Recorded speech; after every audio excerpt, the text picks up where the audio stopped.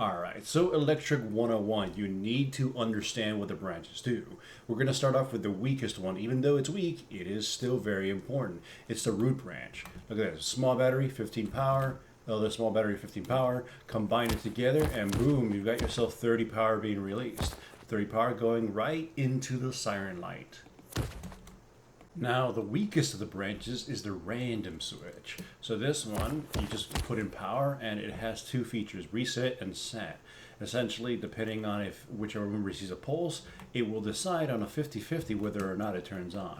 So you can keep mashing this and this thing will just, at random, decide to turn on or off.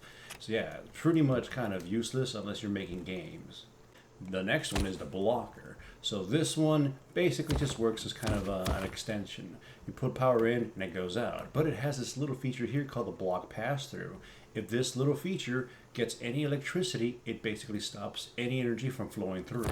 So here you go, press the button, and the energy stops temporarily. If you give it a longer stream of power, it basically prevents it from having anything pass through. There you go. Alright, so the next one is the good old branch, the basic one. So we're going to put 30 power into it, and you'll see 2 power to 28, making 30. So you click on it, and you get to decide how you're going to split the power in between its two outputs. So you put it at 10, and it goes 10 to the left, 20 to the right. Here's the thing a lot of people don't consider. This branch will always prioritize the left side. So if at any point power is going down, it will drain the right side first. Here I'll show the example. There's 15 on both outputs of the branch. I'm going to disconnect one battery and only the right side will lose any power. Because like I said, it prioritizes draining the right side before it even touches the left side. So that's something important to know depending on how you want to structure your circuit line. Have your most important stuff on the left side because that's the last thing that will die out.